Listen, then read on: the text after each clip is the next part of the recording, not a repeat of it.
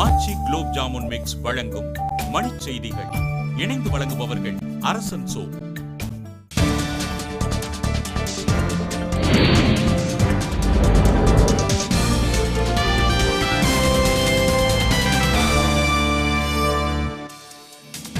தொடர்வண்டி கட்டண உயர்வு நள்ளிரவு முதல் நடைமுறை.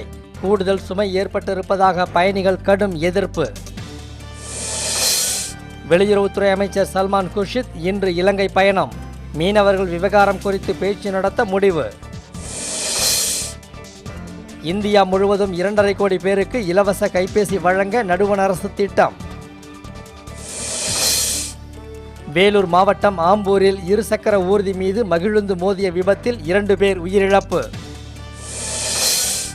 காமன்வெல்த் மாநாட்டில் இந்தியா பங்கேற்கக்கூடாது என இந்திய கம்யூனிஸ்ட் மூத்த தலைவர் நல்லக்கண்ணு வலியுறுத்தல். பெரம்பலூரில் தாய்ப்பாலின் முக்கியத்துவம் பற்றி கருத்தரங்கு. குழந்தை பராமரிப்பு குறித்து மருத்துவர்கள் அறிவுரை. கடலூர் புதுப்பாளையம் பகுதியில் பணமெடுப்பு எந்திரத்தை உடைத்து கொள்ளை முயற்சி. காவல்துறை விசாரணை. திண்டிவனம் அருகே குடும்ப தகராறில் மனைவி கழுத்தை அறுத்து கொலை. விவசாயி வெறிச்செயல். பெருவில் தேவாலயம் ஒன்றில் நடைபெற்ற நூதன வழிபாட்டில் நாய்கள், பூனைகள் உட்பட வீட்டு விலங்குகள் பங்கேற்பு.